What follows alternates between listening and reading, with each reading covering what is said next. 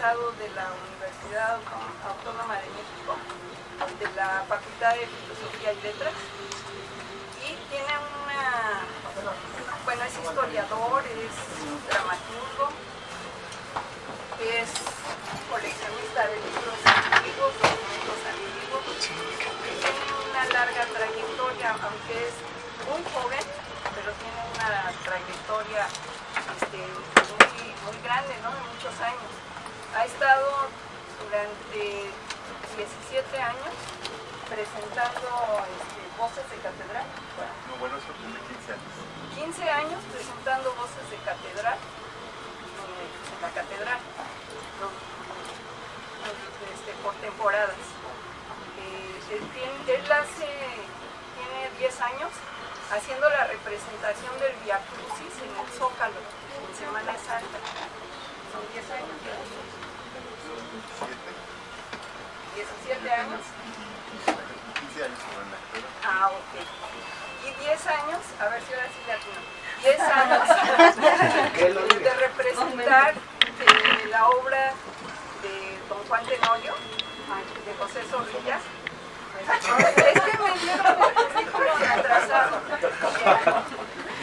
Él mismo lo dijo. Este año, bueno, él se presenta con esta obra en recintos muy importantes como lo es el Palacio Nacional, el Colegio de San Ildefonso, el Palacio del Arzobispado, ha estado en el Teatro de la Ciudad de México también,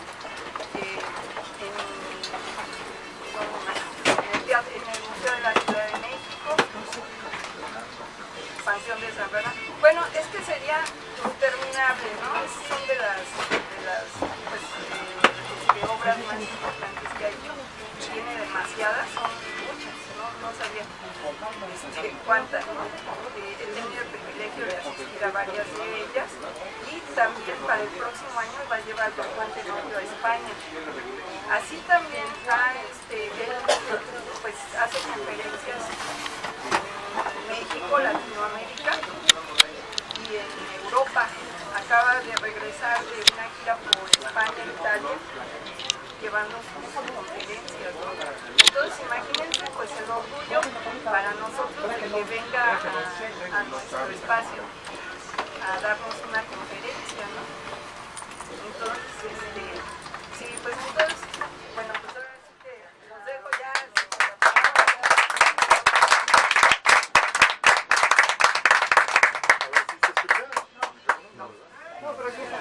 Primero de lo que vamos a hablar, les voy a pedir que cada uno pasen y tomen un par de guantes. A ver, Cari. Ya.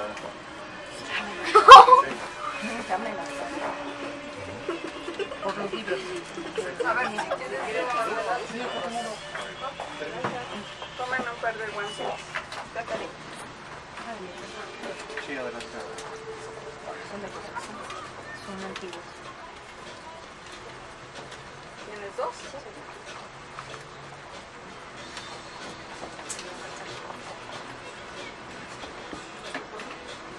Ahorita todavía no, ya en su momento, ya ahorita consérvenlos. Suena interesante esto, ¿eh? Sí, se está poniendo interesante. No tendría que traer guantes, pero...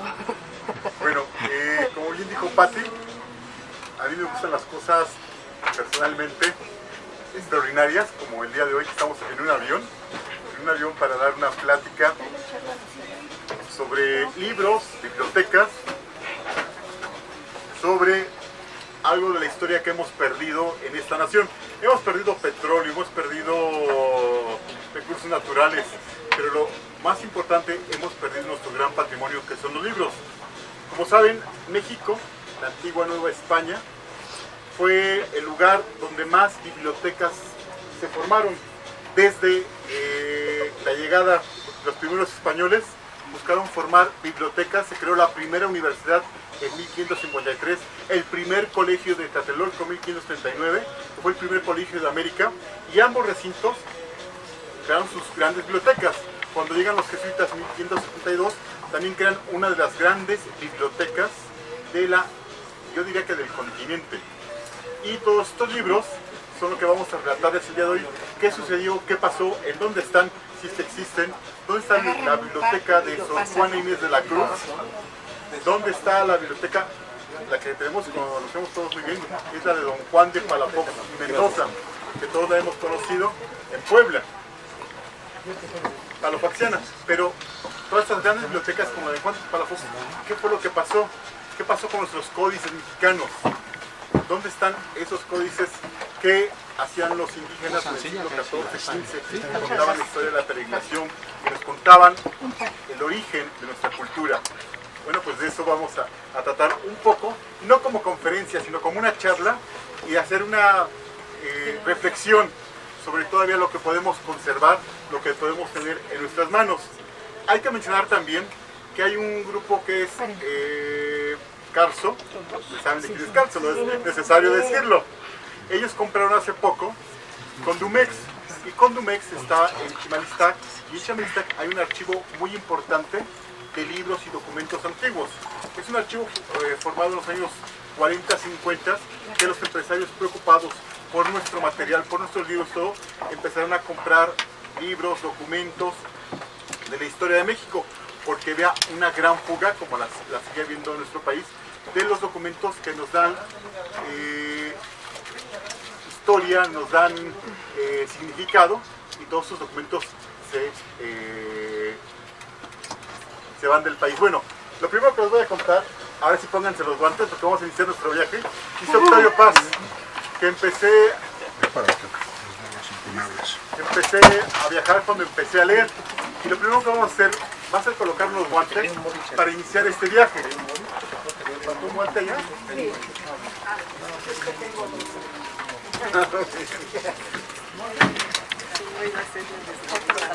Ya llegó el poeta Sergio Vicario, bien querido y admirado.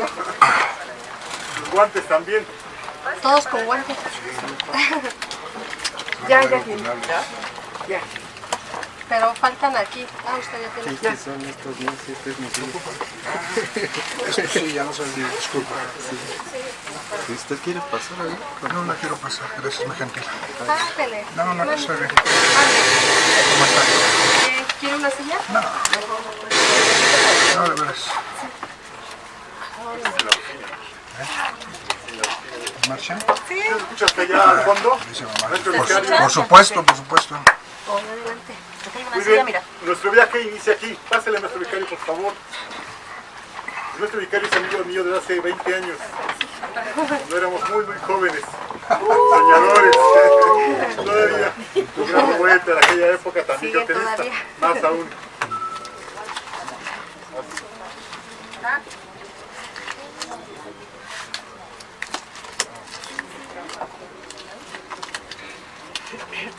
Hay un autor que ustedes conocen que se llama Don Artemio de Valle Arizpe. Exacto. ¿Sí? Don Artemio, ¿qué sabe? ¿Qué libros han leído de él? ¿Alguien nos enseña los libros, títulos? Es Leyendas de Vivos y Muertos. Leyendas de Vivos y Muertos. ¿Qué otros libros? Calle vieja, la calle de... ¿Qué calle es? Ahora. Pues es que son muchas calles. Va a dar referencia al 16 de septiembre. Tercero Carranza, perdón. ¿Qué otro libro han leído de Don Artemio de Valle Arizpe? Bueno, Don Artemio era el autor más leído en los años 40, 50, 60 del siglo XX. Nuestros abuelos, nuestros padres leían Don Artemio. Decía Don Artemio que a él le daba de comer una mujer. Una mujer le daba de comer, él se decía que era un padrote. Porque la Güera Rodríguez, una de sus grandes obras, se hicieron 30 y tantas ediciones de su obra de Don Artemio, de esta edición de Artemio del Valle Arizpe. Pero aparte de escribir más de 40 títulos diferentes de Don Artemio, de ser un gran investigador, un gran escritor, ¿cuál es su origen de Artemio del Valle Arizpe? Como escritor, como investigador, como historiador, como cronista de la Ciudad de México. Bueno, Don Artemio nace en la época del Porfiriato, y sobre todo a él se le enseña el positivismo, orden y progreso. Las matemáticas es la ciencia exacta y es la ciencia que debemos de manejar todos. Y Don Artemio del Valle Arizpe le gustaba la poesía. Y cuenta en sus memorias que un día él sentado tenía un libro de matemáticas aburridísimo y había metido en medio un libro del poeta Manuel M. Flores. Estaba leyendo ahí el poeta Manuel M. Flores y su padre dijo, este niño está muy callado. Se asomó lentamente a su papá y vio que estaba leyendo otro libro dentro de otro libro. Y entonces llegó el papá y le dio un mazapanazo, como dicen ahora. Le dio un zap en la cabeza y dice don Artemio que su libro de Manuel M. Flores salió volando, cayó al piso, el pobre todo despastado. Esto es muy importante en la vida de don Artemio, porque de ahí dirá que yo detesto, odio y aborrezco las matemáticas. Y esto marcará para que sea un gran escritor con una gran sensibilidad. Pero no solo eso, don Artemio empezó a leer libros de la época colonial.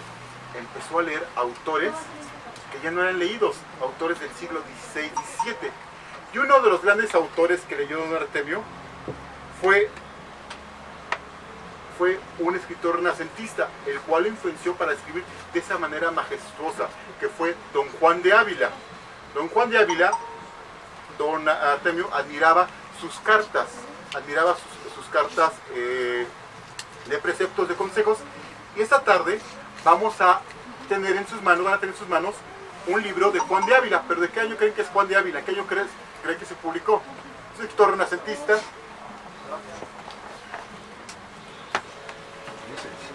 1600, sí. Estamos hablando del siglo XVI y el libro que van a ver ustedes entre sus manos es un libro del siglo XVI, del año de 1595. Yo llegué a Juan de Ávila precisamente por don Artemio.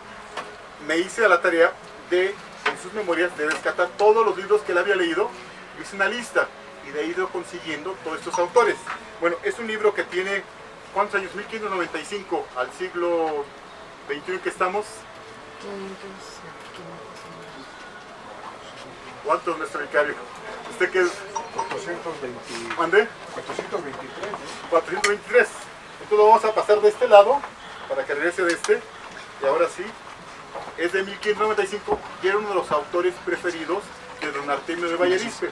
Hay que mencionar que don Artemio no tuvo hijos. Don Artemio era un escritor, ahora dicen que son gays, homosexuales o de otra preferencia. Él nunca se casó. Y cuando él muere, su casa estaba en la Colonia del Valle, en una casa preciosa, una casa magnífica, la cual fue destruida ahí por los 70s para hacer un edificio de estos boomers modernos y tirar la casa del gran historiador y cronista de la Ciudad de México. Bueno, don Artemio tenía una gran biblioteca, había sido embajador, había sido cónsul, y había hecho una gran colección de libros y de ornamentos barrocos. Y al morir él, su biblioteca se la legó a un sobrino o a un amigo, y entonces uno de sus hermanos, que era un general de revolución, dijo, ¿cómo vas a dejar esa biblioteca ahí?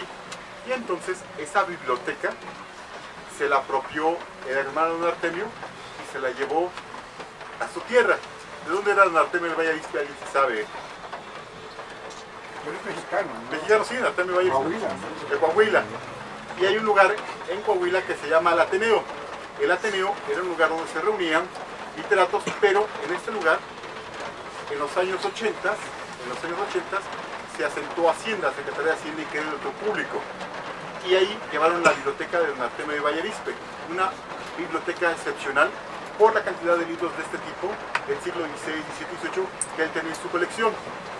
Como sucede en la historia, para tapar la corrupción o cubrir los desfalcos del Estado, alguien mandó quemar la Secretaría de Hacienda, sus oficinas que estaban ahí, para quemar todos los archivos.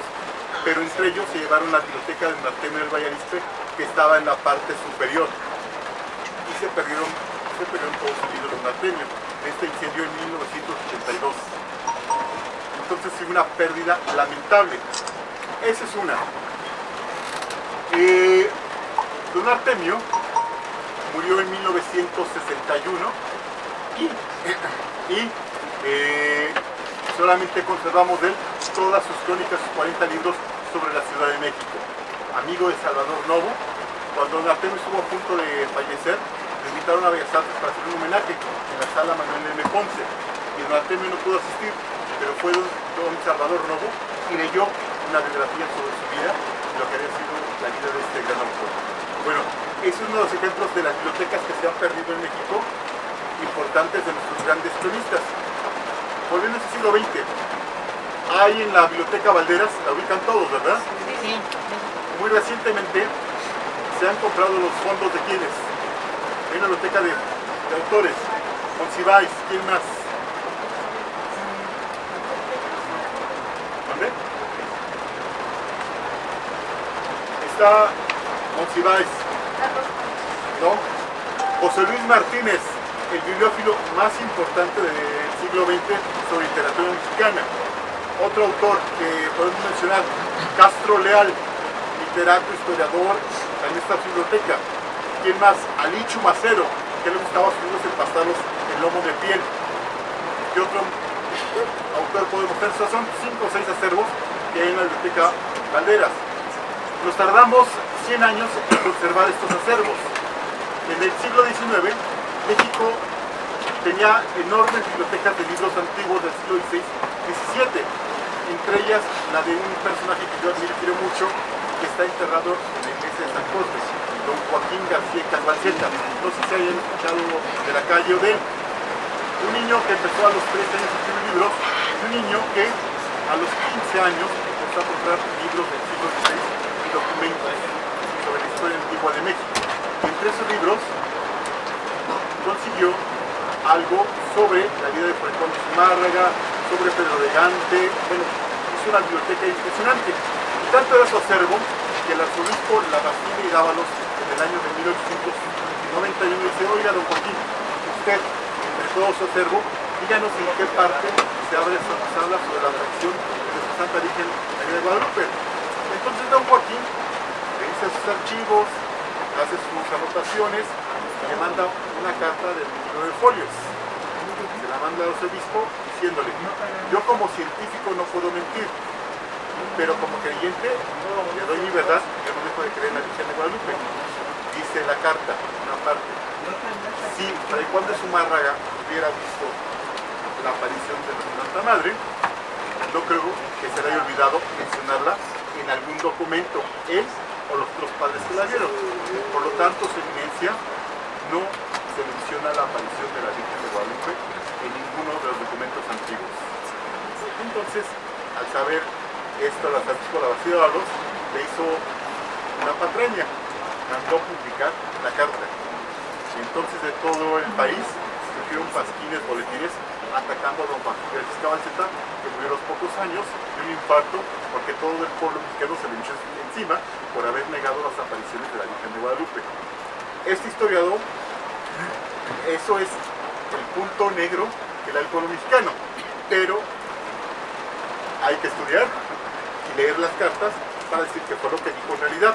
Este libro se consigue todavía en Editorial Porrúa, se puede consultar sobre la aparición de la Virgen de Guadalupe por Joaquín García Calvalceta. Pero, ¿qué es lo más importante de don Joaquín? Como historiador, hizo una biografía del siglo XVI de libros antiguos, en los cuales menciona los primeros libros que se publicaron en el continente. La primera imprenta fue a cargo de Juan Pablo, 1533, y esta estuvo ubicada en la calle de Moneda y Primo de Verdad, Casa de las Campanas. Después primera imprenta de América, donde el maestro Vicario y yo hace muchos años hicimos algunas cosas de recitación y de encuentro literario. Ahí precisamente se establece la primera imprenta de América, y en este lugar hay unos primeros volúmenes. Uno, por ejemplo, que llama mucha atención, que tiene que ver con nuestros días, es el terrible terremoto que hubo y devastó la ciudad de Guatemala. Tan fuerte fue la impresión para los no hispanos que publicaron un libro sobre Guatemala, la capital de Guatemala, donde un terremoto había devastado la ciudad. Bueno, ¿qué podemos decir ahora que llamó tanto la atención? Bueno, ahí se publicaron sobre todo manuales religiosos y algo muy interesante e importante. Se publicaron libros de lenguas indígenas, o sea, libros en lenguas precolombinas, para que los padres, las órdenes mendicantes, que son franciscanos, dominicos, agustinos, pudieron estudiar y hablar y convertir a los indígenas al nuevo culto católico. Bueno, eso es nuestra primera imprenta. ¿Cuál fue el primer libro que se publicó? No en México, no en España. La de Gutenberg en 1533. en 1454. Pero ¿cuál fue el primer libro que se dice que se publica en la Nueva España? Primero es un libro religioso, ¿no? Un libro religioso, y los libros que dice que se publican son dos. Uno lo dijo José Luis Martínez, así en persona hace muchos años, que fue La escala espiritual de San Juan Climaco. Ese es el primer libro, pero también se dice que se publicó un libro sobre un catecismo para indios de Fray Juan de Zumárraga. Esos son los primeros libros que se publican en Nueva España. Y el primer libro que llega a Nueva España, ¿cuál será? ¿Qué venían leyendo los españoles? ¿No? La Biblia era un texto prohibido en el siglo XVI y XVII porque no cualquiera podía interpretar los textos bíblicos. Era algo peligroso. Alguien podía malentender y entonces las personas eran castigadas por leer estos tipos de libros. Bueno, un libro de horas, Jerónimo de Aguilar, se dice que lee su libro de horas, que es Jerónimo de Aguilar, y es el primer hombre que escribe oficial de un libro que se leyó en la Nueva España. Bueno, esos son los primeros libros. En el siglo XVI, las órdenes empezaron a tener muchísimos libros a la Nueva España y las bibliotecas empiezan a formarse, sobre todo en los conventos bien particulares. Uno de los grandes libros que ha trascendido en la humanidad, ¿cuál es el que ustedes han leído todos, seguramente todos sabemos los personajes? El Quijote de la Mancha. El Quijote de la Mancha nos llegan 264 ejemplares en el año de 1605. Septiembre de 1105 nos llega, como dice Luis González Obregón, la flota cervantina. ¿Y cómo era la flota cervantina? Llegaba el barco y preguntaban, ¿qué libro viene leyendo? Don Quijote de la Mancha. Llegaba otro barco y ¿qué libro viene leyendo? Don Quijote de la Mancha. La flota cervantina es que toda la flota, estamos hablando de 80 90 barcos, venían leyendo Don Quijote de la Mancha, y la primera edición llega a la Nueva España, y entonces la Nueva España se permea de Don Quijote de la Mancha. O sea, al mismo tiempo que llegó en España, se publica y se llega a América. 264 ejemplares, ¿y cuántos tenemos de esos en México? ¿De esa época? De la primera edición, ¿siguen tantos ejemplares? A ver, tal vez 5. Ni uno. Ni uno tenemos. Ni uno. Los cazadores del libro en el siglo XIX, pues procuraron llevárselos o venderlos como joyas valiosísimas, y México no conserva ni solo el Quijote. Lo que sí conserva México es la biblioteca del coleccionista Franz Mayer. Han ido al Museo Franz Mayer. Ahí tienen, ¿qué será? 200, 500 ejemplares de todos los Quijotes del mundo. Ahí tienen la primera edición en inglés del Quijote. Y nosotros, bueno, nuestros acervos, pues no tenemos ninguna primera edición. Bueno, esto estamos hablando del año de 1605. Tan famoso se volvió el Quijote en la Nueva España, que en las calles de la ciudad, en las mascaradas, en las fiestas, aparecían Don Quijote, Sancho Panza, Dulcinea, Rocinante. Todos estos personajes rápidamente se incluyeron a nuestra mentalidad, a nuestra identidad, así como el Cid Campeador, así como las novelas de caballerías, forman parte de nuestra ciudad.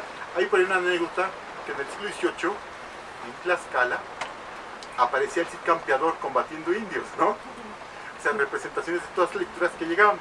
Ahí voy a mencionar algo del siglo XVIII. Hay un gran autor, no gran autor, un gran, vamos a decirlo, arquitecto, Alarife, que fue constructor de los campanarios de la catedral.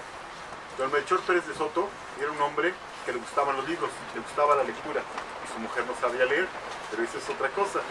Le gustaban los libros, le gustaba atesorar, coleccionar, le gustaba la Divina Comedia, le gustaba Boccaccio, le gustaban los autores latinos, le gustaba Terencio, le gustaba Plauto, y tenía una biblioteca de 2000 ejemplares. Pero tenía un defecto, don Melchor Pérez de Soto: le gustaban los libros de adivinación, los libros de quiromancia, de leer la mano, de decir qué destino, qué podía sucedernos en el futuro. Y eso lo aprendió en un viaje que fue a Filipinas, y le quedó este sabor de aprender.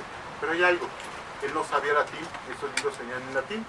Entonces contrató a un joven, un bachiller de la Real Universidad Pontificia, que le ayudara a traducir estos libros que venían en latín, y este joven tuvo la desafortuna de irlo a acusar ante la Inquisición. Entonces lo acusaron prendieron a Melchor Pérez de Soto, lo llevaron a las cárceles de la Inquisición. Unos dicen que era por quitar el trabajo de la catedral, no. Pero otros, porque fue muy riguroso el juicio, sus 2000 libros fueron expropiados, fueron puestos en una lista y después fueron devueltos. Pero él murió asesinado en la cárcel de la Inquisición. Y esos 2000 libros los sabemos gracias a la Inquisición, que registró cuáles eran las lecturas de un novohispano. Voy a saltar un poco al siglo... Bueno, estamos en el siglo XVIII y voy a hablar sobre una gran biblioteca, la de la Compañía de Jesús, los jesuitas.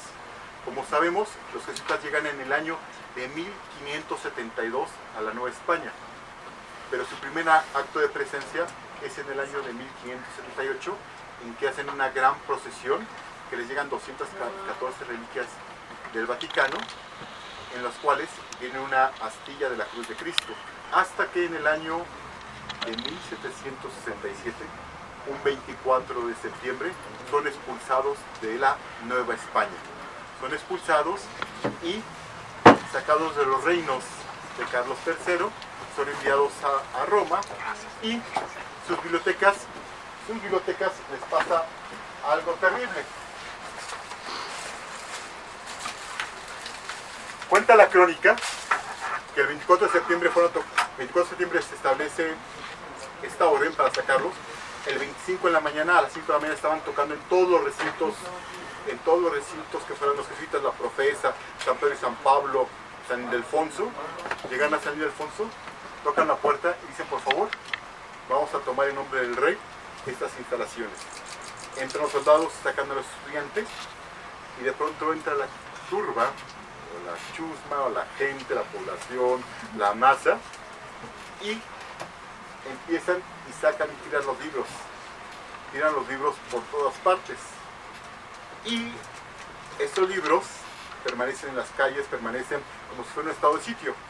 Uno de esos libros es este libro perteneció al Colegio de San Ildefonso, que lo van a tener, y es del año, son las comedias de Plauto, 1669. ¿Quién está firmado? Colegio San Ildefonso, San Pedro y Pablo, y trae aquí la marca de fuego, San Ildefonso. Este libro sobrevivió gracias, no sabemos, pero sobrevivió de esa biblioteca que fue saqueada, y sus libros fueron tirados por todas partes. De Plauto. Se los voy a pasar, ya viene para acá el otro.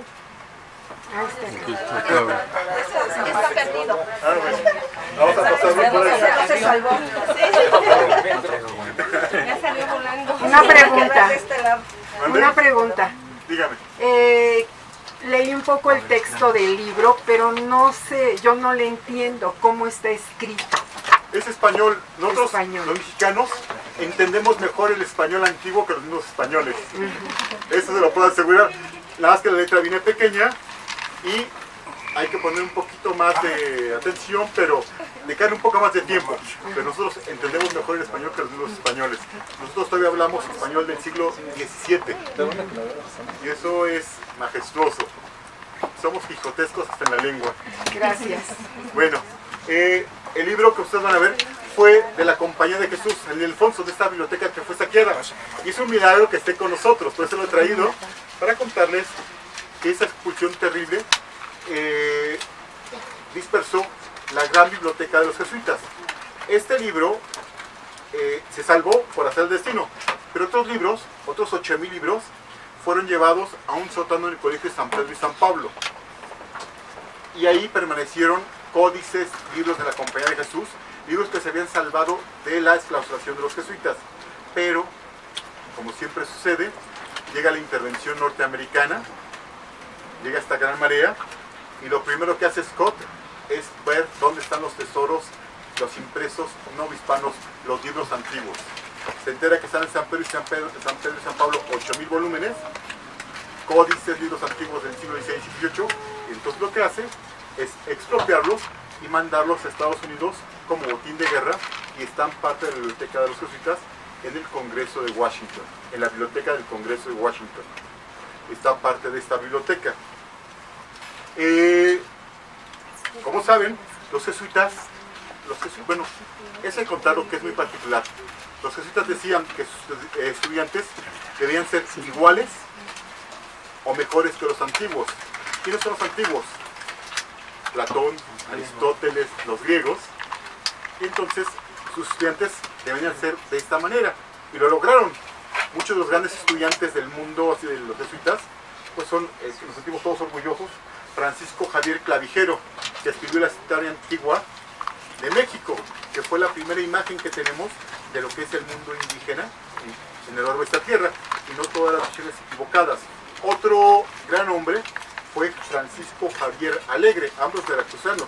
Francisco Javier Alegre, gran humanista, hizo la historia de la Compañía de Jesús, exiliado, en 3 tomos, pero sobre todo tradujo una de las grandes obras de la literatura, que es la Ilíada. Tradujo la Ilíada y escribió muchísimos discursos. O sea, estos hombres se formaron con la Compañía de Jesús. Y estos son libros, por ejemplo, que pudo haber estado en mano de algunos de estos autores. Y hay que mencionar el cura de la patria, ¿con quién estudió? Con los jesuitas, allá en el colegio de Valladolid. A él le toca la expulsión y él estudia ahí. Por eso le gustaba el teatro, por eso le gustaba la música, la bebida, la vida sencilla, divertida. Se queda disoluto. Pero era un hombre con ideas de la Compañía de Jesús, o sea, del arte, de la cultura. Bueno, estos libros son los que marcaron a la Compañía de Jesús, bueno, en la formación de la Compañía de Jesús. Bueno, este es un segundo libro. Les voy a mostrar. Ahorita que ellos aquí. Sí. Creo que ya voló. No, aquí está, Carmen. No, no está viendo Vamos a todavía. pasarlo de este lado. Les voy a Está en el mostrar avión. el teatro en la ciudad de la Nueva España. ¿Cuáles son las obras que nos identifican como mexicanos? ¿Dónde? No, no. Desde la época novohispana. La obra que nos identifica como mexicanos cada diciembre, cada año. La pastorela. Las pastorelas. Las pastorelas son las obras que nos identifican. Bueno, les voy a mostrar un manuscrito de una pastorela. Esta obra, ¿dónde? Esta pastorela es de un autor anónimo, pero es del año de 1824. Ya pleno México independiente, podemos decirlo, la primera constitución, pero todavía se acostumbraban a las pastorelas. La primera gran pastorela que les da forma es la pastorela de Fernández de Vizcate, La noche más venturosa, de Joaquín. Esta es un poco anterior. La vamos pasando a la gente. Y ya la vamos pasando hacia allá. 1823.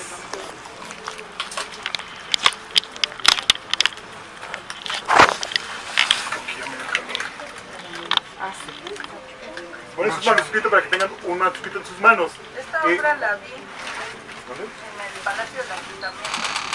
¿Sí es? Sí, pero esta es otra diferente, es otro texto. Pero se llama La Noche. Sí. Es el manuscrito, para que lo manuscrito. Ahora, todos pueden ir al Archivo General de la Nación.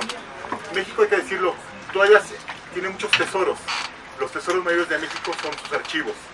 Está el Archivo General de la Nación, donde hay todavía un mundo por descubrir. Está el Archivo de la Catedral, que se conservan todos sus libros del archivo, a excepción del de las leyes de reforma del 57, donde la iglesia atacó duramente al Estado mexicano, y otro más.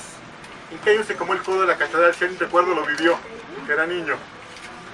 En 1967 se quema el codo de la catedral, y ahí la Orden y Justicia, o se hacían llamar este grupo, dijeron: qué bueno que se quemó, vamos a tener más espacio para los feligreses para la misa. Ese coro nada más estorbaba, ese coro monumental. Y entonces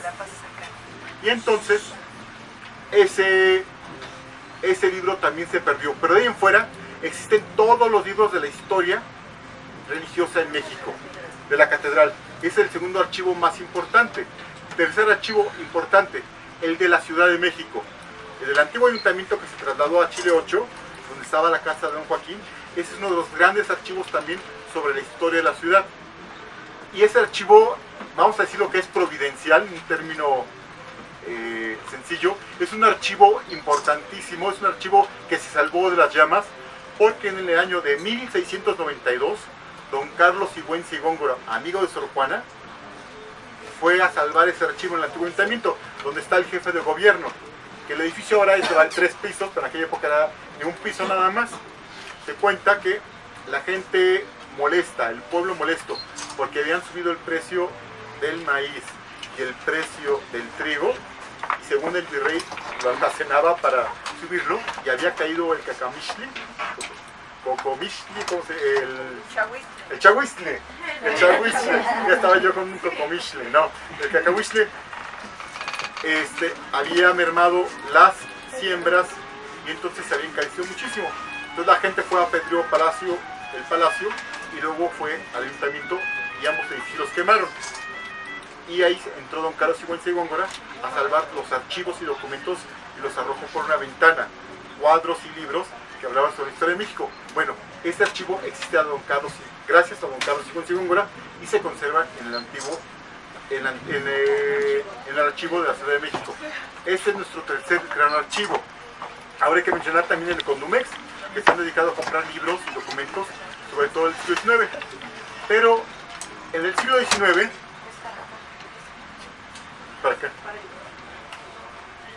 hay que mencionar a 3 grandes bibliófilos. Uno de ellos es don Genaro García, que tiene una calle por aquí cerca. Don Genaro García, que le gustaba comprar libros antiguos, que era cronista, era historiador. Y don Genaro García hizo algo muy interesante. Se dedicó con todas las familias a pedir los documentos, cartas, documentos de las familias, archivos, para publicarlos en unos libros que llaman Colección de Historia de México. Y estos libros publicó más de 40 y los publicaba con su propio dinero. El último que publicó fue en 1913, diciendo: hoy nada más se han vendido 3 ejemplares y ya no tengo dinero para seguir solventando la publicación de nuestros documentos. Y don Genaro García le pasó algo muy triste, no a él, pero sí a él, porque toda su biblioteca se fue a los Estados Unidos. La compraron los gringos. Hablamos hace rato de don Joaquín García Cabalceta, la biblioteca más importante de libros del siglo XVI, siglo XVII, algo del XVIII y poco del XIX. Bueno, don García Cabalceta vivía en Chile 8 también, y su biblioteca, cuando fue la revolución, se la llevó don Venustiano Carranza a su tierra, se la llevó a Coahuila.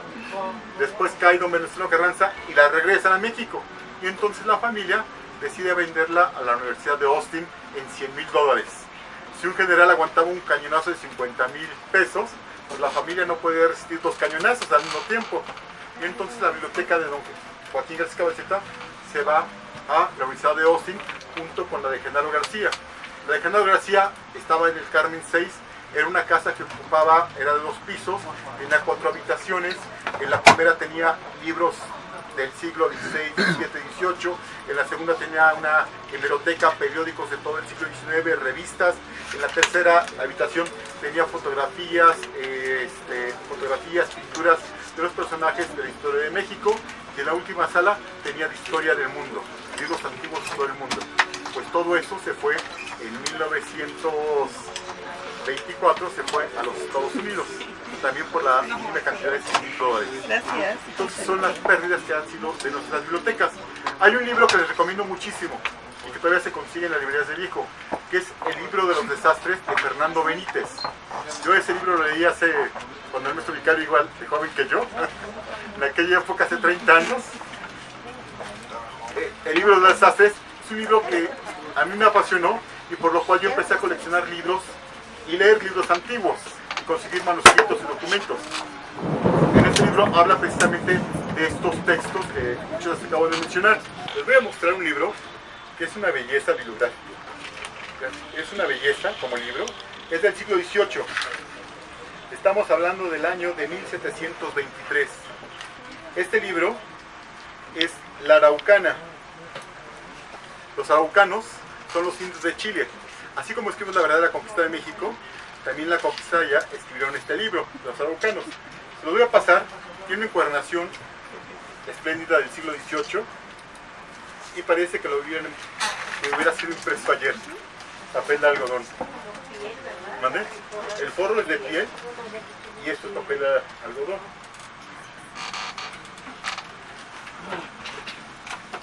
Alonso de Ercilla está enterrado en España, en Madrid.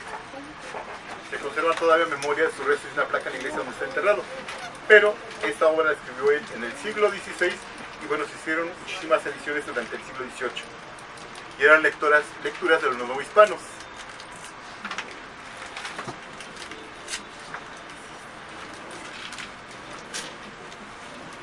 Y por último traigo un libro que voy a pedir al maestro vicario que me ayude a leer. Es lo que voy a comentar. Simplemente el pergamino no se entiende exactamente. Sí, ese que es de paleografía. Pero ahora tenemos el vicario, nos va a ayudar a leer un libro que lo traje nada más porque iba a estar él también. Es un libro que es uno de los grandes poetas. ¿Dónde?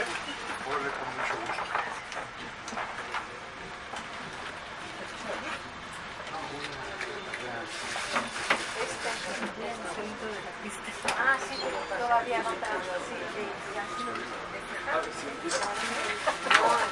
Ya salgan atrás.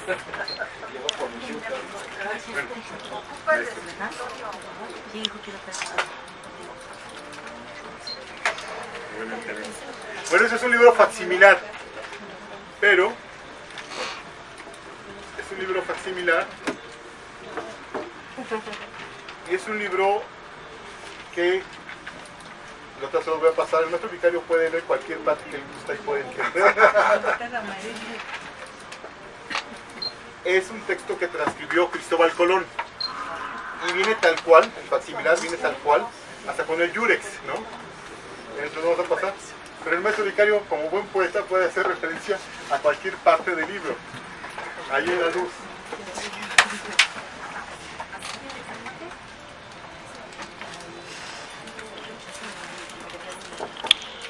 Haz con que pueda leernos una línea, maestro.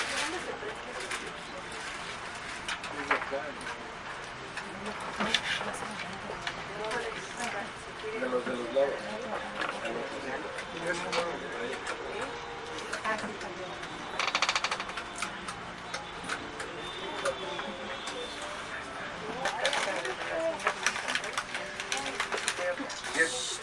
Yo haré un esfuerzo, digo, no soy paleógrafo, la verdad, es un encanto. Yo ahorita yo quisiera hacer un comentario. Dice, misericordia, domini plena, F terra, Timer, dat, hominis, ab ear armoniture, an inhabitantes orben, habitantes de la tierra. Como ven está, bueno, en latín, y hay palabras que ya están en desuso. No, de verdad es un esfuerzo y realmente Es un fragmento, ya que no pude traer el otro libro. Otra vez eso que dijo que era su amo. No, es realmente es un esfuerzo y una situación un poco complicada si no se tienen el conocimiento, digamos, del español antiguo. Pero O bueno, sea, que el maestro hizo mucho más allá. Entender, ahorita que les pase el libro, verán qué tan difícil ahorita es. que lo vean, que se van a pasar, van a ver A ver, vamos a pasarlo. Traigo la luz para que la vean. Muy bien. Gracias. Ahorita que Yo vean quería que lo es leyera el poeta el español mayor, antiguo. esa voz de poeta que tiene, pero no vino el libro, no sé dónde quedó. Bueno, con eso concluyo esta charla, este tocar esos manuscritos, esos libros, que también están en Archivo Generación, que podemos ir a consultar, que podemos ir a buscar nuestro origen, nuestros antecedentes literarios y nuestra formación cultural. Pues muchas gracias a todos, espero que hayan disfrutado esta tarde. Quiero hacer una pregunta que nos diga aquí Francisco. ¿Por qué vino aquí? ¿Qué te motivó a venir aquí a este avión? ¿Por qué aceptaste? Dinos, tú me pusiste un audio muy bonito. No han pasado dos, no sé dónde está. Bueno, es extraordinario, un avión. Bueno, la amistad que tengo con Pati, con Sergio también. Sé que Sergio estaba aquí, Pati me invitó. Y eso, bueno, es padre de encontrarse con amigos. Y es extraordinario de pronto que este valor que es el avión es un proyecto que puede tener una presencia mundial. no hay otro avión donde se haga esto en el mundo. Y estar aquí lo hace mágico, lo hace diferente a todo lo que puede pasar en nuestro país. Es un avión, invita al viaje, para el viaje a través de la lectura y también como metáfora de la vida. Entonces por eso me pareció muy interesante que ojalá pudiera esto crecer, o sea, todo lo como los gringos, todo lo pueden comercializar y hacerlo. Bueno, esto tiene más trascendencia en lo que representa lo que es aquí. Yo los felicito por estar aquí esta tarde y por hacer este proyecto con, bueno, Patti, la maestra Marchán, que también está allá, Gracias. también invitado, bueno, Sergio, bueno, todos los que colaboran. Es un proyecto maravilloso que tienen para echarlo a viajar por el mundo. También a la... Ella es, bueno, entre la gente que está con nosotros, bueno, ahora ella es nuestra hub de bibliotecas, Rosalba Vázquez, y bueno, desde la vez pasada ya también estuvo aquí con nosotros y fue la presentación de ella, fue ahora sí que la transferencia de poderes. Yo le debo agradecer a todos por su presencia, principalmente a Patti, que pues es un gran esfuerzo, si no fuera por ella, por el acompañamiento de la licenciada Marchán, esto no seguiría. Yo solamente vengo dando continuidad a lo que ellas ya habían trabajado de una manera excelente. Entonces yo nada más vengo a dar ese seguimiento a algo que ellas ya habían trabajado. Y bueno, aprovecho rápidamente para darle un reconocimiento a nombre de nuestro alcalde, el licenciado Julio César Moreno Rivera, que es un reconocimiento a Juan Francisco Hernández Ramos por su participación en las charlas literarias impartidas en la biblioteca virtual. Por favor, les pido un fuerte aplauso.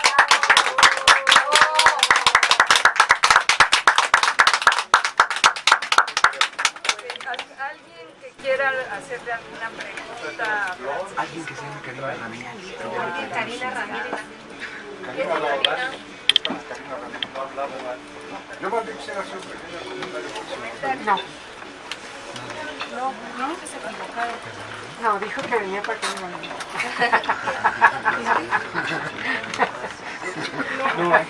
No, nadie. Gracias, sí. Oigan, pues un fuerte aplauso para... Realmente es típico, es único en el mundo que se lleven a cabo las charlas literarias en este tipo de espacios. Esto no es reciente, ya tiene más de un año que ha estado platicando. Finalmente, sabemos que hoy en día, y sobre todo con la presencia de las redes, del tema de las computadoras, pues pareciera que los libros se van segregando cada vez más. Entonces tenemos un gran problema. Hay una infraestructura de 23 bibliotecas, 24 aquí en esta marcación, y la asistencia es menor. Entonces, todo lo que tenga que ver con el estímulo, no solamente al conocimiento de los libros, a la imaginación, a nuestra historia, por supuesto que es bien recibido. A mí me tocó estar con Francisco, y no les ha dicho, pero yo fui uno de sus actores. Me puso ahí un hábito y andaba barriendo y me decía, no hables nada más. Ah, bueno, no hable, ¿no? Y de ahí se fue. Él hacía lo de voces de catedral y es un gran experto, un conocedor, no solamente de teatro, sino también, cuando nos fuimos de viaje, se aventó una serie de poemas de memoria. Y yo dije, dice que yo soy poeta, yo ya se los sabía todos. Pero miren, el tema, y para mí es muy importante porque yo me siento honrado, me siento contento, ya que Juan Francisco en este momento representa una de las memorias más privilegiadas, un amoroso de la literatura, y de verdad su vida es tan valiosa, y no me refiero como persona porque es muy generoso, es muy cálido, pero es el conocimiento que solamente unos cuantos son portadores de esa voz del pasado. Sin duda hay mucha gente que ha amado y que ha escrito y que preserva nuestra memoria. Cada uno cuando se apaga, de verdad, se va a un caudal, se va al universo, para que entiendan. ¿Por qué? Porque solamente Juan Francisco lo ve como una vista. Y eso es algo que es un proceso y tenemos que disfrutar como un amanecer que ocurre cada 50 años y que de repente nos quedamos en el asombro. ¡Wow! Salió el sol. Así es. Decía el cito Octavio Paz al principio, la poesía es voz del pueblo, pero pan de unos cuantos. No todo el mundo tiene acceso y ojalá fuera eso de que se socializara el conocimiento y la experiencia. A mí me gustaría comprometerlo, no solamente para este espacio, hay muchos otros espacios y hay muchísima gente que realmente se enamoraría de escucharlo, de su simpatía, de su conocimiento. Ahorita me hizo recordar un libro muy importante, no sé si lo conoce, de Sara Sefcovic, que se llama México, país de ideas, país de novelas, que es la historia de nuestro país a partir de la literatura, desde la prehispánica, pues con nuestro gran poeta Netzahualcóyotl, que ahorita está cobrando fuerza, ¿no? Nada es para siempre, solo un momento aquí, ¿no recuerdan? Sor Juana, todo el teatro novohispano, y realmente es un agasajo escuchar a alguien que lo ama de esa manera, porque no solamente nos los pasa, sino nos hace evocar autores, personajes. Yo de verdad no conocía tantas obras, por ejemplo, del que estaba hablando de Alejandro Valle Arizpe, y sin embargo ahorita el libro que le estoy haciendo entrega hace una referencia también de autores mexicanos que tuvieron que escribir acerca de la prisión, y uno de los autores del siglo XIX es precisamente Francisco Fernández de Lezal. Tenemos aquí una colonia, el pensador mexicano, ¿no? Y él, Joaquín, y el que tuvo que ver también con el aspecto de la independencia, la que ha puesto, ¿no? En ese momento de derechos. Muchas historias se desprenden. Yo sí quisiera que formularan una pregunta de verdad, no lo dejemos ir, sáquenle jugo siempre, ¿no? La vez pasada estuvimos con un camarada, con Germán Argueta, y ya ven el agasajo, ¿no? Yo escuché la leyenda de La Llorona y fue impresionante volver a escucharlo, ¿no? Entonces nosotros tenemos una gran riqueza, de verdad, literaria, lingüística. No le pedimos nada a nadie, no estamos peleados con el mundo. El idioma español es uno de los más importantes. Hay un texto de Antonio Latorre que se llama Los 1001 años de la lengua española, y donde se ve cómo estamos hermanados con todas las demás lenguas, pero tenemos una fuerza literaria muy importante. En el mismo momento que estaba cayendo la América, que era en 1492 con el descubrimiento de Colón, se estaba publicando la primera gramática española de Antonio Nebrija. Y entonces, esos paralelismos de pronto, nuestro idioma sí nos llega, pero va más allá. Y aparte aquí tenemos lenguas locales, ¿no? El náhuatl que enriquece también, y otras voces, el maya, etcétera, que enriquece nuestro propio idioma español. Conocerlo es una gran tarea, insisto, no es de todos. Pero las labores que hace es como un misionero, como un jesuita, en pleno siglo XXI sigue llevando. ¿Y qué creen? Ya había voces de la Nueva España. Lo sentí como un pregonero del siglo XIX ahí aventando, ¿no?, las nuevas noticias. Porque antes, recuerden, no había la difusión, no había el internet, todo era de voz. Y eso es lo que Juan Francisco hace, ¿no?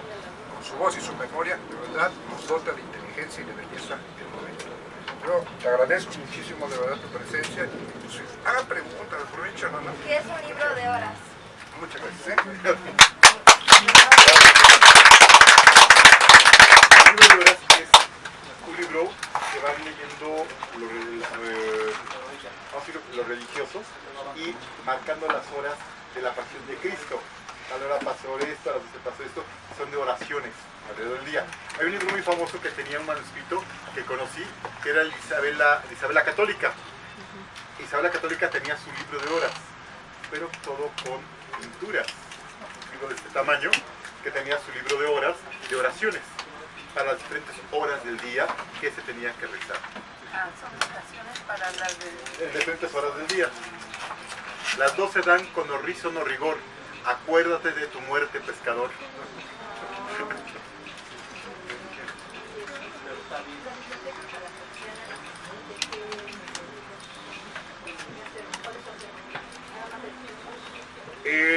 Cuando era en la biblioteca palafoxiana, empezó con don Juan de Palafox, empezó con su biblioteca personal, sí, don Juan de Palafox y Mendoza, 4,000 libros.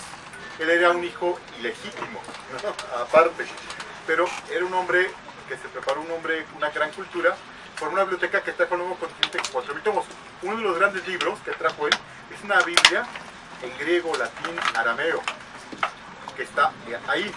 Y don Juan de Palafox y Mendoza forma esta primera gran biblioteca, y cuando entran a la biblioteca tiene un epígrafe que dice: quien se encuentre sin un libro en donde ande, se encontrará en la oscuridad perpetua. Es la primera frase más o menos que dice así. Y entra a la biblioteca y cada sección tiene libro de autores profanos. Profanos que son los autores Virgilio, Terencio, los autores que escribieron en la antigüedad, griegos o latinos, o paganos que no conocieron cuando nació Cristo, anteriores a Cristo. Escrituras sagradas, padres de la iglesia. Entonces cada sección tiene el título de qué autores va uno a encontrar. Y entonces, bueno, esa biblioteca se enriqueció precisamente con la expulsión de los jesuitas.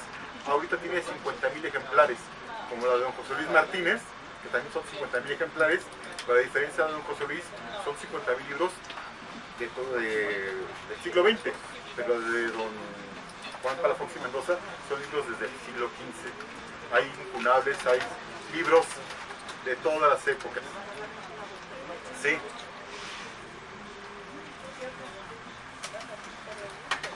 Levántame la mano. La biblioteca más antigua y más importante del mundo es la que porta uno consigo mismo todos los días. No, esa ya Irak tan satanizado, Irak tan vilipendiado por el mundo de Occidente. En Irak se conservaban las primeras tablillas de escritura de la humanidad, le dicen lineal A y lineal B, que son libros de cuentas, y ahí se conservaban, pero hasta la guerra con Estados Unidos, el Golfo Pérsico, fue saqueado su biblioteca nacional y desaparecieron esta primera escritura de la humanidad. Era el testimonio de la historia de la escritura. Y bueno, podemos hablar, el Vaticano tiene interesantes documentos, pero las bibliotecas europeas han sido saqueos de todos lados, ¿no? Napoleón se dedicó a traer esos tesoros para enriquecer sus fondos. España fue saqueada por Napoleón, también el Vaticano. Entonces hay muchos documentos, libros antiguos. Hay que decir que Felipe III, Felipe II se dedicaban también a coleccionar libros antiguos y a formar sus grandes bibliotecas. Hay un autor que era poeta, Hernando de Mendoza, que él hizo una gran biblioteca de textos árabes medievales, y eso fue a parar a la biblioteca del Escorial, pero el Escorial se quemó en el siglo XIX y se perdió parte de esta biblioteca. En Perú, bueno, hablando de incendios, Perú tenía una gran biblioteca de libros antiguos y en los 50 se incendió, se quemó y se perdió gran parte de la historia del Perú. Bueno, y así ha sido la historia de los libros y bibliotecas. La de Sor Juana Inés de la Cruz, dicen que tenía de 4.000 o 5.000 ejemplares y que los vendió para ayudar a los pobres, ¿no? Por ahí hay unos libros que tienen manuscritos que refiere Luis Reyes de la Maza, en donde se da mención de que aparecen los libros circulando o en bibliotecas particulares que fueron libros que pertenecieron a la 10ª Musa. Don Carlos Sigüenza y Góngora, que es el primer gran conservador de libros, porque él mandó a hacer muebles especiales para los códices de libros antipolilla, y estos se fueron al Colegio San Pedro y San Pablo, pero cuando llegan los gringos, los saquean y se los llevan a Estados Unidos. Bueno, así una historia interminable de pérdidas de libros. ¿Alguien que quiera hacerle alguna otra pregunta? Allá. Definitivamente yo no tenía el placer de conocerlo. Muchas gracias por la invitación. Es un erudito en el tema, lo felicito de verdad. Sabe muchísimo. Nos da mucho gusto que nos transmita todo esto y nos despierte las ganas por leer más y conocer más de nuestro México y de las lecturas. Pero yo le quiero preguntar, ¿qué le merecen los nuevos escritores? Que hay veces que yo abro un libro de un escritor nuevo, una escritora, y definitivamente lo cierro porque no aporta nada absolutamente. Nada más porque tiene un nombre o una presencia, ya escribe algo y ya sale a la venta un libro. Entonces, ¿qué le merecen los nuevos escritores? Híjole, me la puso muy difícil. Mire, si los nuevos escritores no están en su gusto literario, pues vaya a los antiguos, a los clásicos. Y los clásicos probablemente encuentren lo que usted necesita o desea. Y después de los clásicos, le harán ir a los autores modernos. Y así, si un autor moderno no nos llena, pues vayamos a los antiguos, a los clásicos, para buscar eso que necesitamos. Cuando un libro sea antiguo, moderno, autor de hace 7, 10, 15, 20 siglos, o un autor de hace un mes, si el autor nos hace voltear los ojos hacia arriba, entonces diremos que sí nos atrapa.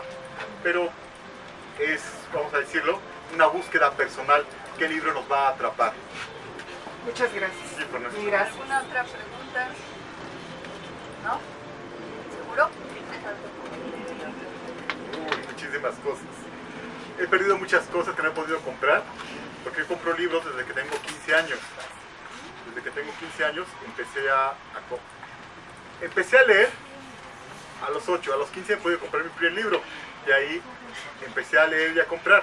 Ahora tengo más libros de los que puedo leer, la verdad. A los 8 años teníamos los clásicos de Grolier, no sé si algunos de ustedes los tuvieron, eran unos libros rojos grandes, los libros de Grolier, pero era una selección de los más grandes escritores del siglo XX, Artigas, Borges, Alfonso Reyes, todos ellos hicieron una gran selección y ahí fueron mis primeras lecturas. Ahí me acuerdo de un poema que leí, que dice, oh dulces prendas por mí halladas, juntas estáis en la memoria mía y con ellas en mi muerte consagradas. Es de Francisco de Quevedo y Villegas. Y ese me aprendí, luego conocí a Goethe, el Fausto, luego conocí la Divina Comedia en esos libros, pero fue también una cuestión de sorprenderme, de asombrarme de esas lecturas, y ahí empecé, gracias a mis padres que tenían esa colección. Y después yo, poco a poco, mi primer libro que compré fue de 10 pesos, lo compré en Puebla en 10 pesos, pero ¿saben qué obra es? Es la primera edición de Don Juan Tenorio, 1844. Y de ahí... ¿Cuántos años tenía 16 años. Pues eso fue un super hallazgo. Pero no sabía que era la primera edición, además, por 10 pesos en Puebla, en Los Sapos. Pero creo que ahí me tocó, como decía, me tocaba, y así he ido comprando cosas, ediciones. Hay una gran poeta que se llama Gertrudis Gómez de Avellaneda. No sé si la hayan escuchado, fue una autora que nació en Cuba. Nació en Cuba y en el año de 1843 publicó su primer libro.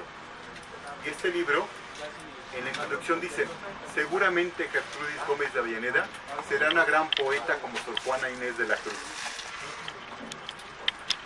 Y al leer eso me maravilló y compré ese librito que por 50 pesos a nadie le interesó, pero era la primera edición en un formato de piel entera, con grabados en oro, preciosa la edición. Y yo ahí empecé a comprar y a leer la obra de Gertrudis Gómez de Avellaneda y tengo toda su obra. Y eso ha sido en el mercado de la Lagunilla, Plaza del Ángel, en Querétaro, en Puebla, ir buscando esos autores, que son los que me han ido formando, ¿no?, en mis gustos literarios y también en mi pensamiento. Pero bueno, hay que echarse un hallazgo a los lugares donde venden libros antiguos y raros. Pero también hay que leer, estudiar, para poder decir, ah, este autor lo puedo dejar ir por esto, por aquello. También un libro cualquiera tiene mucho valor. Yo leí El Quijote en porro, imagínense, con un foco aquí y a doble columna, pues era ilegible. Pero lo leí en un mes, ¿no? En un mes, todas las noches leía El Quijote. Y esto porque me dio varicela. Entonces, eso hizo que no dejara la lectura.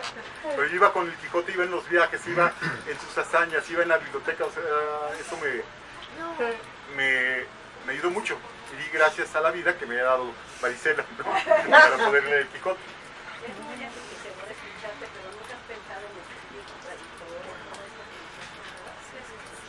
Sí, escribo las obras de teatro.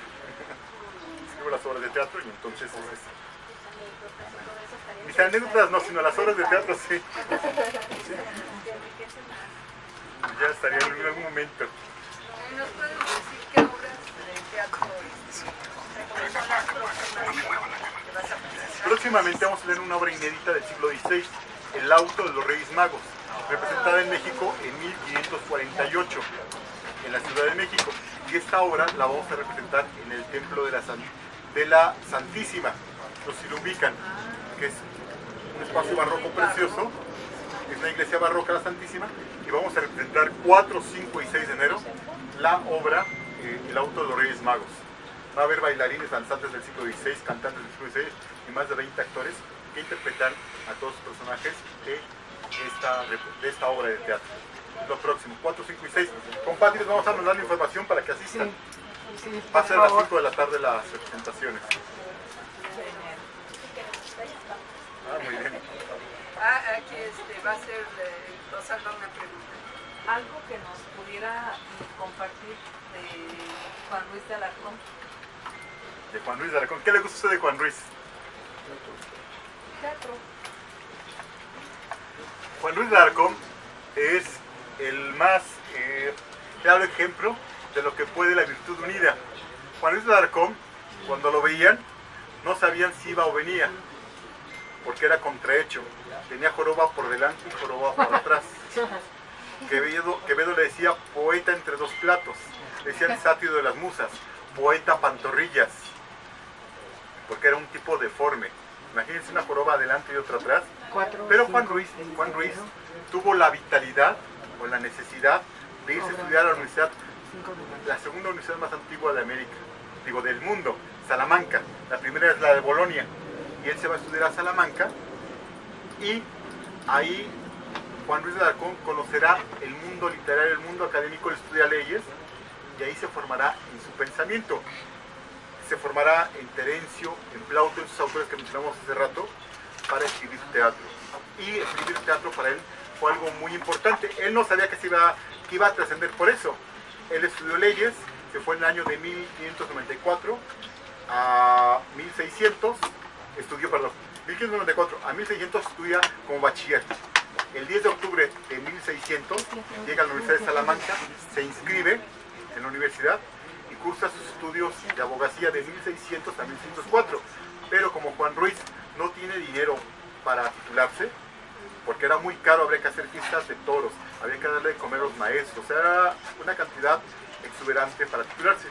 Entonces Juan Ruiz decide regresar a América y regresa en el año de 1608.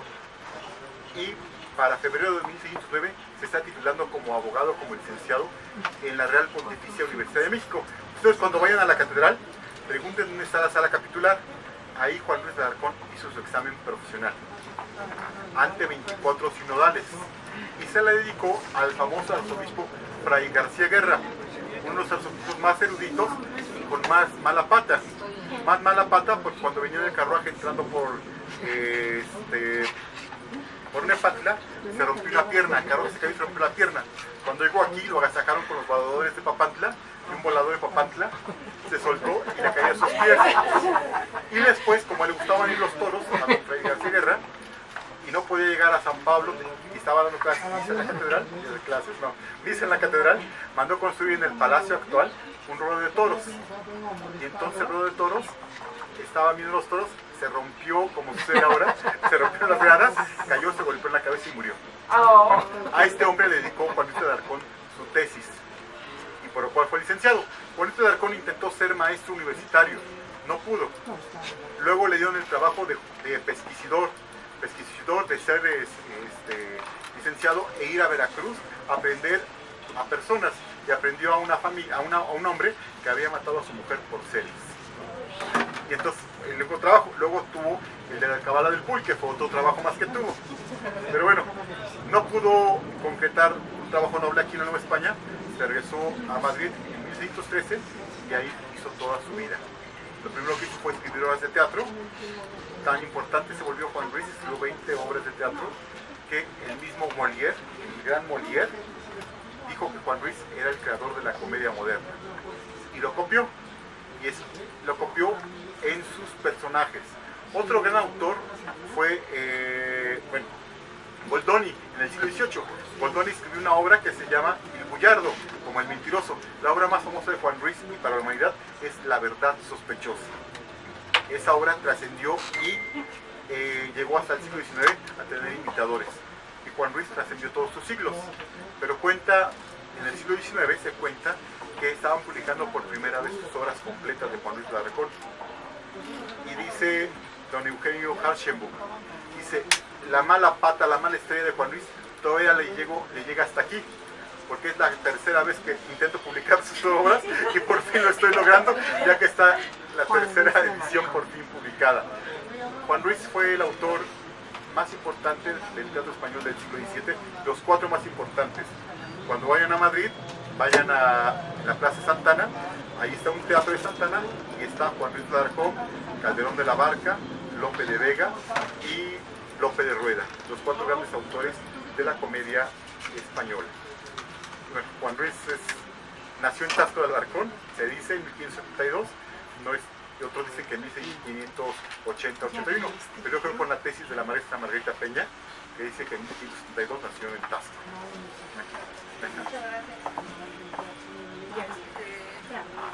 Miren, para el próximo martes vamos a tener otro invitado Amén.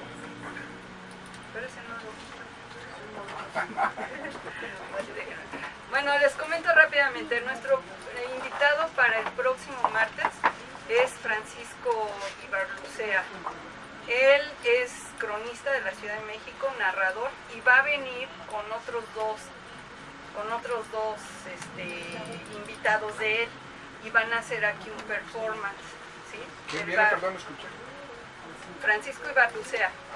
Van a hacer aquí un performance. Entonces, yo quisiera que Francisco, que conoce muy bien al otro Francisco, su tocayo, les platicara un poco de quién es Francisco Ibarlucea, para que, bueno, se den una idea de qué personaje van a ver la próxima semana. Platícales. Es narrador, cuentista, cuentero, no es poeta, le faltó ser poeta, pero es un gran narrador de la historia de la Ciudad de México. Entonces creo que lo van a disfrutar muchísimo. Si vienen con él sus otros dos compañeros, pues va a ser muy... Me dijo que era capitán, no Capitán América,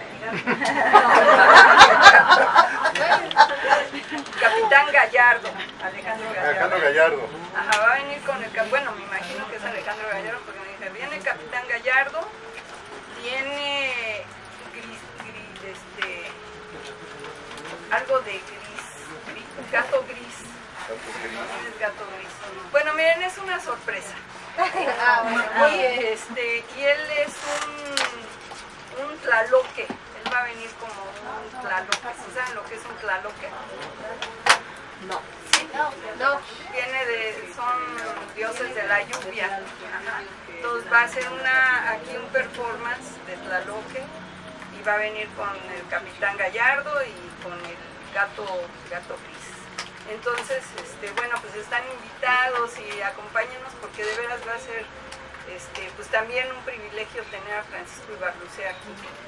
Comprometerlo, que vaya a otro espacio, un foro, digo, no se rechaza el avión, al contrario, yo felicito a Rosaldo, que disfrute, pero hay que ampliarlo, hay muchísima gente que de verdad está perdiendo algo importante. Tú eres el club de difusión, entonces. No, digo, mira, creo que has hecho el mejor trabajo, finalmente, insisto ahorita, y está despegando mucho. Yo creo que es un agasajo tenerlo, ya está saliendo en medios y toda la onda por ahí. Pero independientemente de eso, de verdad, el bagaje cultural que él tiene, o sea, da para muchísimo, ¿no? Sí, pues ojalá y pudieras también Cuenta la historia de la catedral, por ejemplo, mira, él se la sabe de pe a pa, que ahí están escarbando. Sí, pues yo he ido varias veces a Voces de Catedral.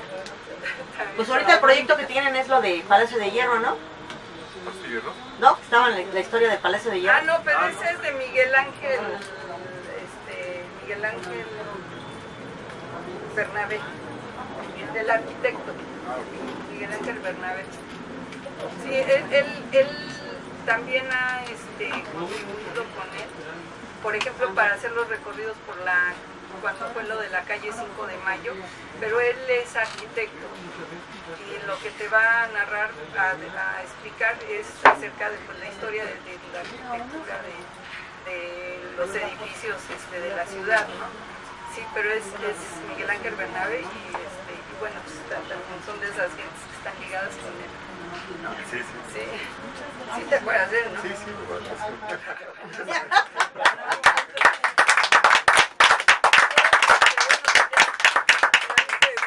está haciendo la invitación para pues también que pudieras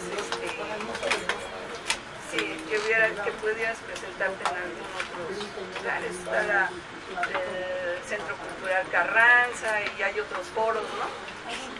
También, bueno, ya lo hicimos. Pues ya estamos. Muchas gracias a todos, que pasen muy buena tarde.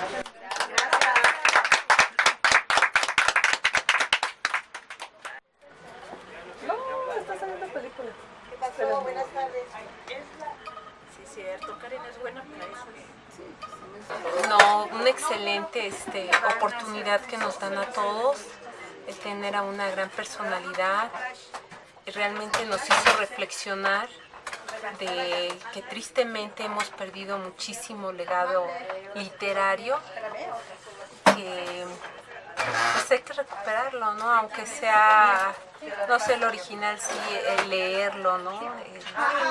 Que muchos mexicanos tristemente no sabemos de esa gran pérdida de libros que hemos tenido, ¿sí? Sí sería importante que este tipo de eventos y este tipo de personajes tuvieran unos espacios más grandes, porque realmente es gente que enriquece nuestra cultura y pues que no se pierdan, ¿no? Así como los libros, que no sean personas que se pierdan dentro de pues nuestro pasado, ¿no? Que sea gente que muera, así como los libros se pierden y ya nadie supo que realmente existieron esos grandes autores. Ojalá que pues nuestras autoridades les den más espacios para que más gente los escuche y sepa realmente lo que ha pasado con nuestros grandes escritores que tristemente se han perdido en la historia. Doy gracias por esta gran oportunidad que me han dado al estar aquí y al escuchar todo esto. Muchísimas gracias a las autoridades, a la alcaldía de Venustiano Carranza, que nosotros como personal de base nos hace nos da esta oportunidad. Gracias. ¿Su nombre? Mi nombre es Nancy Alicia Navarrete Camposeco. Muchas gracias. Gracias. Muy amable.